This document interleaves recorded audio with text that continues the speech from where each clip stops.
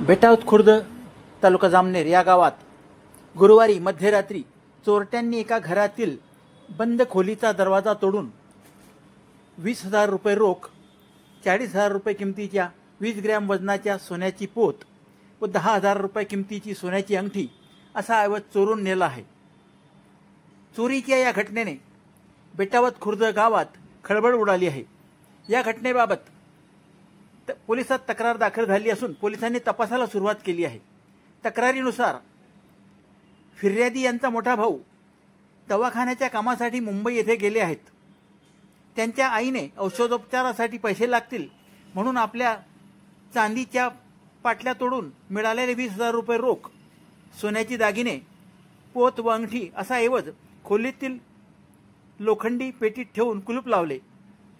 मोठा भाऊ राहत असलेल्या घराला कुलूप लावून इतर सदस्य घराशेजारील खोलीत झोपायला गेले।